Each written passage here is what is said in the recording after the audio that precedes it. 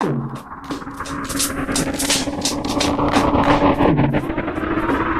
listening to Music Growth Talks, the podcast for musicpreneurs, with Andrew Apanov. Hello everyone, I'm Andrew Apanov. You're listening to Music Growth Talks. This is a podcast where I talk to different music industry experts, musicians with great interesting stories to share, music tech startup owners, and so on, in order to bring interesting tactics, strategies, insights to help you grow your own music brand. If you are an artist, work in the music industry, whatever you do, this podcast is designed to help you in some way. Just remember that we cover different kinds of topics here. It's totally fine if you just check the title of a new episode and read the description.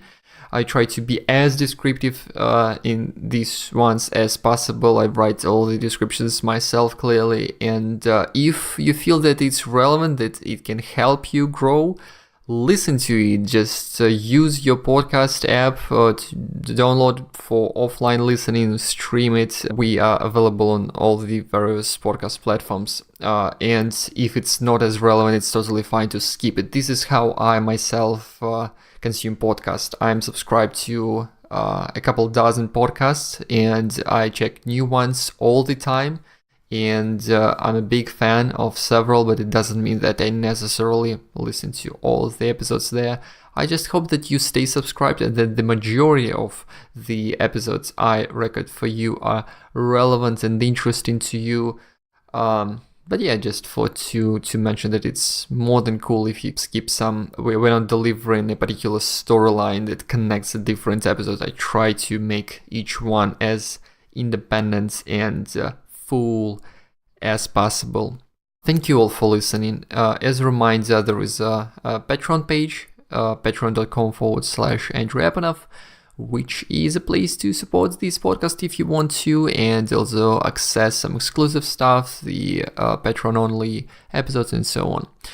Today we've got a really cool, chill conversation with someone I already had a chance to interview for this podcast, and I'm very excited to have him here again. His name is Kevin Bruner, and he's the Vice President of Marketing at CD Baby, and he is a host for the DIY Musician podcast. I interviewed Kevin just a few days after the DIY Musician Conference in Nashville. It was August 24th to 26th. I think our conversation took place on 28th or something like that. And so it was just fresh right after the conference. Kevin got a bit sick on his flight back home, unfortunately, but he did a great job to share with us some interesting and very fresh insights from this conference. So check it out and check out the show notes. There are video recordings from some of the sessions from the conference. I wasn't there myself, unfortunately, but hope to make it there next year. If you have any feedback or questions, be sure to hit us up. Kevin's Twitter is in the show notes as well. Mine most probably, and you can shoot me an email or leave a comment on SoundCloud, review on Apple Podcasts, and so on.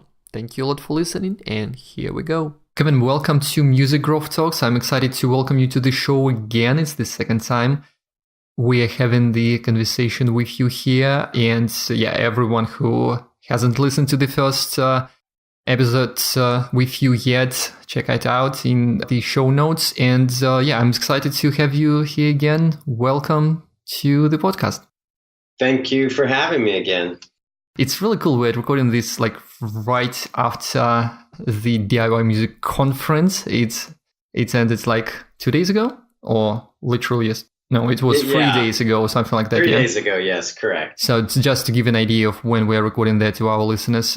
And it's something I want to talk to you about, and I've got a bunch of questions. Unfortunately, I couldn't attend myself this year again. It sucks. Yeah, but anyway, I'm really glad to have you here once again. And before we talk about all this good music business stuff, how are things going with Small Town Poets and your latest record? It's going well. We're past the initial release cycle, or the actual release announcement phase. And actually the week of the conference started on Friday, but I flew down to Atlanta on Tuesday, did a show with the band on Wednesday, then drove up to Nashville on Thursday to do the CD Baby conference. So trying to squeeze it in where I can. We've got a run of shows in the Northwest coming up in October. So, still trying to make it happen. It's going well. The record has had, for those people that have heard it, has had a very positive response. And yeah, I'm glad that you shared some of the marketing activities you did for it on the podcast as well. I'll link to that episode in the show notes where you talk about different things you tried to implement yourself marketing your own record.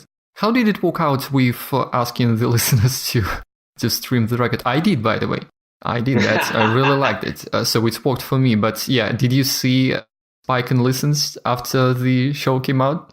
I didn't see necessarily a spike in listens, but at our conference, I did talk to a bunch of our listeners that said that they were working on it, that they had actually checked out the album. So, I didn't expect it to drive a bunch of listens. Chris and I were just doing that just to be funny more than anything. Yes, still, I'm linking to it all in the show notes. And now, I had one big question to you. I just came up with it right before the recording. I was thinking about the DIY term you use a lot. And I mean, it's really cool that you make a focus on the indie musicians community. I mean, it's the core audience of CD Baby as a platform and, the podcast, the all the educational material on the conference. Now, you just came from the conference where you saw a lot of fresh, engaged DIY musicians yourself. How would you describe a DIY musician? Are we thinking about a person, just an artist who are just actually doing it all themselves, figuring out how to build a business, a team around them? How does it look like to you now in 2018? Well, it could be different for everybody, but coming back from our conference, what strikes me is that one, the amount of talent out there is crazy. The people that come to our conference are so talented. Some of them are even just starting out. Others have very lucrative careers. And I would say that, you mentioned the idea of having a team around them. It really depends at where they're at. But ultimately, if you do have success and have started building a team, it's really about owning your career. So it may not mean that you're doing everything yourself, but what it does mean is that you're pursuing your career on your own terms. And that's really what's important, that an artist understand the marketplace, understand how it works, and understand their options. So at the end of the day, they're retaining ownership of their career and doing it the way they want to. Because if you go the old school way with the major label route back in the day, you weren't going to own your career. You were going to do what other people told you to do, whether you liked it or not. And in the end, you may not be satisfied with the art you're making. Yeah, no, totally. That does make a lot of sense. And which areas of an artist's career do you see the most development in? Like the streaming royalties increasing finally, or you see that, the live scene is looking better lately than some years before? Like which areas of this whole ecosystem that an indie artist is facing these days is kind of improving? Maybe it's something that was covered anyhow on the conference as well. Well, I think the one thing that's exciting is that it's getting easier and easier to reach fans directly, the people that you want that are potentially interested in your music. Some of the things that you can do with Facebook ads, we had a session at the conference about that, is amazing, and it's pretty affordable. There's practically everybody on the planet's on Facebook, so it's just a matter of understanding how to find and target those people with your music in a way that actually gets results. So some of that was covered. That's pretty exciting stuff. Then, we're moving into an era where it's easier for artists to make sure that all their musical assets are completely monetized. And that's a lot of the work that we're doing with our publishing administration service and YouTube monetization and Facebook and Instagram monetization, which we're doing now. Those things are just opening up more and more revenue streams for artists. And it's helping them understand that those things are there. And really all it is them checking a box in their account and giving us the permission to collect that money on their behalf and making sure they've done that. Because, there's these social networks are using your music and many of them have not been paying, and those revenue streams are starting to come online. So just lots of opportunity. And even in the streaming world, we've seen with our catalog, which we have 9 million tracks in the CD Baby catalog, that 2017, the back end revenue, the royalties artists earn from their music being streamed and downloaded exploded. And a lot of it was due to streaming. So streaming is really driving more adoption of independent artist music. So that's been exciting as well. That's important for many of our listeners to hear, I think, because a lot of musicians out there are still skeptical about ability to make money through streaming. And it's difficult, it's hard for sure. But knowing that the indie sector is making more money through streaming as well, it's not just the majors, I think it's important to talk about. And I mean, hopefully it will be resulting in high payouts for many independent musicians with the amount of streams that they can generate with probably modest fan bases they've got. I mean, it's still difficult, but actually Spotify is one of the topics I bet you talked about during the conference a lot. Do you have any particular insights you want to share in regards to streaming world? Because I just want to, it's like addressing an elephant in the room. Everyone is talking about streaming these days. It's a really big topic. It's an important topic. Is there any particular really cool insights that you heard or talked about yourself that you could share with us now? Yeah, I think the first thing to know is that if you're not familiar with the platforms, it's really easy to be frustrated and just, upset by where things have come. And most of the artists that I find that are still skeptical or wish it was back in the old days, most of them have not understood how these platforms work and how music fans are listening to music on them. And if you don't understand that, you're going to be frustrated, because streaming brought a fundamental shift in how music fans engage with music. In the CD world and the download world, you would go to a store, whether physical store or online, and you would have to know what you wanted going in, or have a good idea of what you wanted, because you'd buy a specific artist and then you'd listen to that music. And as you listened, you were selecting specific albums you wanted to listen. In a streaming world, all that's changed. In a streaming world, it's more about people searching for music by mood, by style, the activity they're going to do. Like, I'm going to work out, so here's a playlist of high energy music that's good to work out to. Or I just want to chill and relax. Here's some music that will accomplish that. Then there's people talking to Alexa and Siri, and just the entry points into the music are vast and very different than somebody who's going to a store or a music collection and thinking, this is the music I want to listen to at this moment. It provides an opportunity for the independent artist. If you understand that people are searching for music differently than they did in the past, and understanding what that means for your music and how playlists can fit into that equation, understanding that we've moved from a buying economy to a playing economy, where it's not about selling something anymore. It's just about getting people to push the play button. And how can you get fans to push that play button more and more? And how can you get people that have never heard your music push that play button? Because it's so easy, it's free, and it actually takes the pressure off artists from being a salesperson, which we all hate, to just being somebody that's excited about this music, and it becomes all about the music again. So I think that's a great place that we're at with streaming. Yeah, totally. I'm with you on all these points, for sure. Going back to one somewhat related thing that you talked about right before we switched to the streaming topic, about the importance of collecting royalties from different channels and handling publishing well and so on. This information may be outdated relatively soon, but right now I think it's still fresh. Could you share with us how it looks with Facebook specifically? It'll work similar to the way how it's worked on YouTube. They have their own fingerprinting system. And so it'll work similar way as YouTube. It's all brand new. Like they just turned that on earlier this year. So it'll be interesting to see how it plays out and how they're still sort of developing the system, and it'll morph over time, but it's similar to how YouTube monetization is working. Right. Okay. Makes sense. Cool. Have there been any particularly interesting case studies, let's say, musicians who shared their stories you were impressed by? As you know, it doesn't have to be a $1 million success story, but someone doing something on their own, maybe using the tools that you at CD Baby provide, and just achieving something cool. So particularly at the conference, did you meet any musicians who shared stories like that?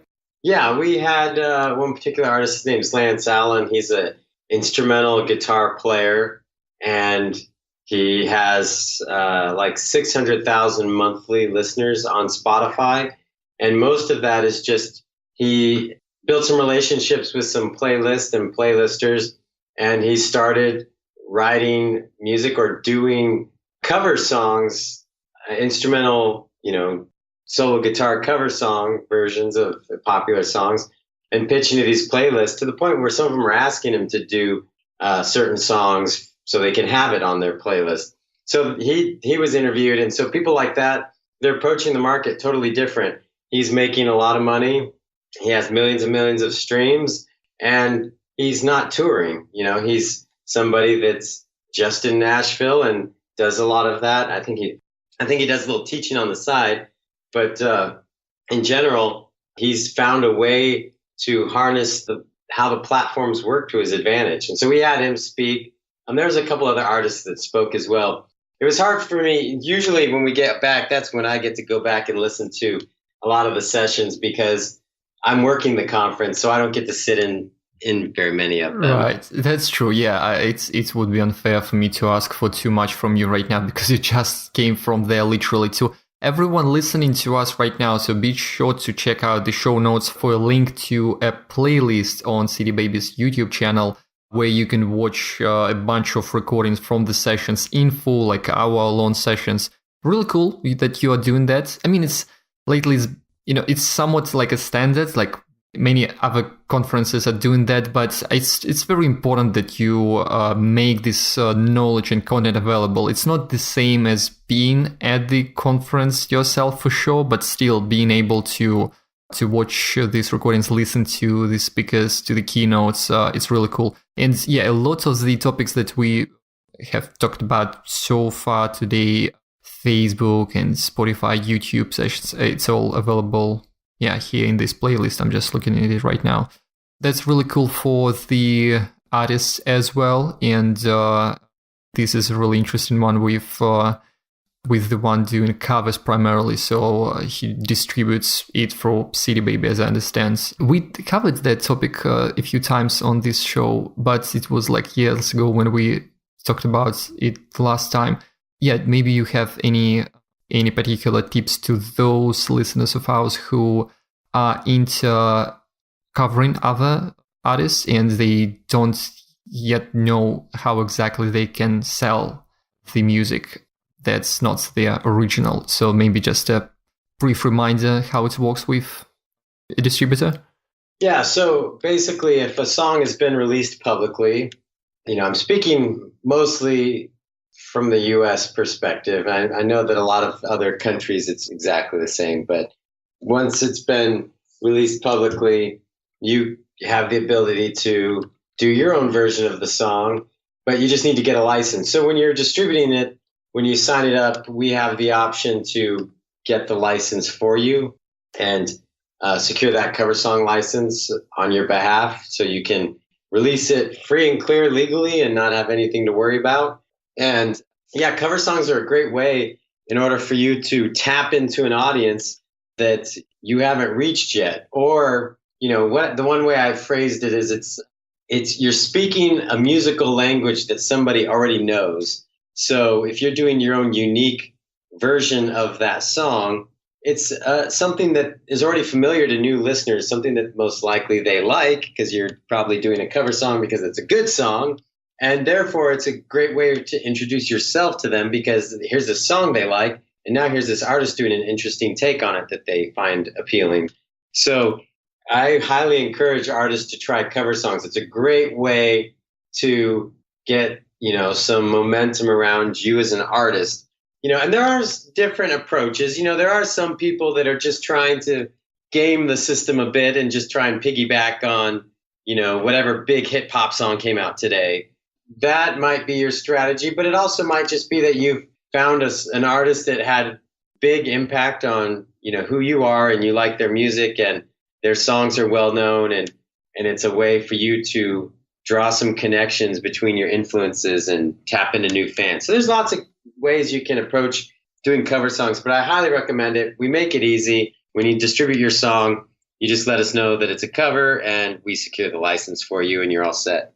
No, I actually have been recommending musicians to at least consider covering something fresh that's just came out. Maybe there is no music video on YouTube, so you can, appear in search results in YouTube fast and so on. It's not been working all that well in the past years from what I see, so it's not that as effective as before. In a way, it's cool, so it does give more creative freedom in a way to musicians who just want to cover a song they're interested in. It still needs to be strategic in my opinion. I would just remind everyone to check Google Trends to see if there is any interest in a song you're about to cover at all. Because still, getting this free traffic from just search on YouTube or Google, or rather, SoundCloud, or streaming platforms and digital stores, it's not something you want to completely kind of refuse. But no, that's good that you explained that. Hopefully it's still useful to some of our listeners. We may be talking about some of the basic things here, but it's always applicable and useful to someone out there. So I just keep shooting these random questions to you about the different things I know were covered at the conference. And once again, I'm just really curious about the different trends and things highlighted there. I know that you don't know every single thing that was covered there. One of the things I really wanted to ask you about is actually touring, live shows and live performance and getting booked and so on. Do you have any insights on that big theme? We had several sessions about that, and one was about touring in Europe, and I did see a bit of that one, which was really cool. But, I think not a whole lot has changed in that world as far as the best approach to get shows. The main thing is that, when you're trying to get shows, you're talking to somebody on the other end who's got a job to do. The club booker, the promoter, they've got a job to do, and that is bring people into their club that will bring out, fill the room, sell alcohol, sell food, and, that's what their job is. And so you got to remember as an artist when you approach these people that you can't make empty promises like, oh, we're going to bring 200 people, but the biggest show you've ever done was for 20. You can't, leave them with a bad taste in their mouth. You need to show up. You need to be respectful. And so a lot has changed with that world. But, I think there's a lot of opportunities for artists to build a music community and do things where, maybe there's a playlist of all the similar bands in your city that everyone's sharing, and then you guys are doing shows together and approaching club bookers in that way, like saying, hey, we all banded together and created this local playlist that's got a lot of listeners and a lot of activity. Let us do a show themed around this playlist, and several of the bands will play. So there's options like that. Really, a lot of these people are looking for social proof, the idea that you have a following that matches what you're saying and that they can rely on you for a certain number of people to come in through the door and pay a cover charge. Yeah. So, so there was discussion around that. People, you need to get out on the road if it fits their music and what they're trying to accomplish. So, there's always good conversation around that. Cool. No, it's everything you mentioned is still very important. I guess the word of mouth and just making a good impression on the promoters and venues is also important. We just started working with a band. They don't have that many listeners just yet. They have a great live show, and they don't promise the promoters or the venues that they will bring a lot of people on the shows, but they deliver 3, 4, 5 hours kick-ass sets that keep everyone in the room in there, and people buy more booze and so on. So they're really good at keeping people engaged. It's not so easy to use that to book new shows, but it helps with these promoters recommending the band to others, just because good music is good music, and if it really works live, it's something that can be used for marketing as well. No, good stuff. Once again, I think it really is a good idea for everyone who's listening to us right now to check out all the recordings from the conference, from CD Baby's DIY Musician Conference 2018, which happened in Nashville. And I haven't watched all of them yet myself. I definitely am interested in finishing at least a few more. And I know that you are going to host the next one in Austin next year. Is it correct? That is correct. We'll be in Austin, Texas, and it's going to be a good time. Are the dates announced yet or not? I don't recall that part. Yeah, the dates. I'm opening my calendar because I'm trying to remember the exact dates so I don't give out wrong information. It is August 16th through 18th. August 16th through 18th in Austin, Texas. It's going to be a great time. Austin's an amazing city. I've had the privilege of going there many times over the last, handful of years, and it's really going to be a great event. So I encourage people to be there. We'll have tickets on sale pretty quickly, some early bird tickets, and it'll be worth jumping in on that because the price will go up throughout the year. But if you get in on the early bird tickets, it's really affordable. Totally, yeah. And what's the website for that to spell out for those of our listeners on the go? DIYmusiciancon.com. So DIYmusiciancon.com. And we don't have the information up yet. We're in the process of changing stuff over right now, but if you bookmark it, check back occasionally. And also, if you're on CD Baby's email list, we'll definitely be emailing people to let them know when those are up and available. Cool. That's definitely something to keep an eye on. Yeah, looking forward to that. I'll try to make it there finally. And so definitely something that a lot of indie musicians out there, DIY musicians out there are going to benefit from. Once again, really cool that you're sharing it, trying to share as much of this information online with everyone as well. Before we wrap it up, any particular news announcements related to the CD Baby platform that you could share with us, or anything you're working on for the remaining of the year? Well, we're working on a really amazing tool that is going to be coming out.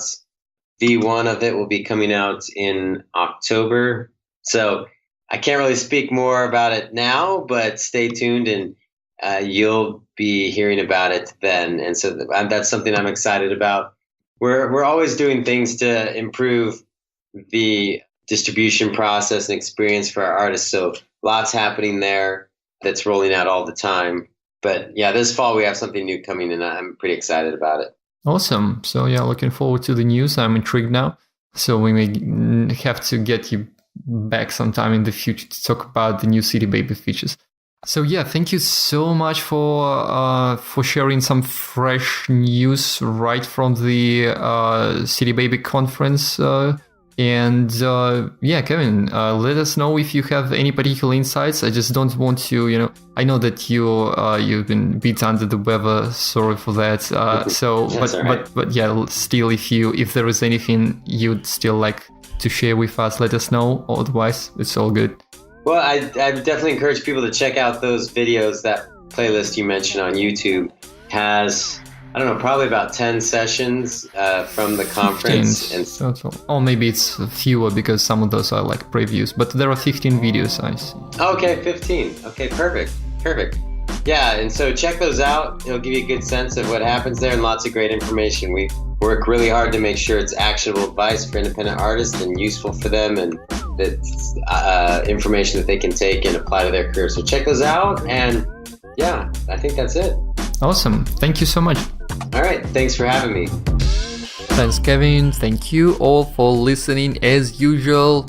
Don't forget to check out the links we were talking about. So it's startedmusic.com. Find a post with the title of this very episode. It's episode number 118.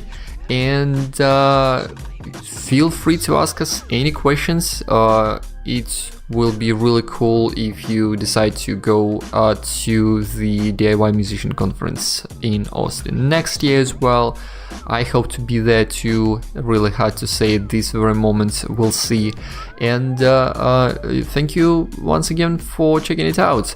We are working on some cool, interesting events right now, including a free branding webinar, which is going to happen in 2 weeks. If you are listening to this recording after it was released, then check out my newsletter and social media feeds for all the details and to sign up. It's going to be a really cool one. Yeah, that's pretty much it. Check out the next episodes in 2 weeks as usual, and thank you a lot for listening and subscribing to Music Growth Talks. You've been listening to Music Growth Talks with Andrew Apanoff. Find more episodes and subscribe at musicgrowthtalks.com.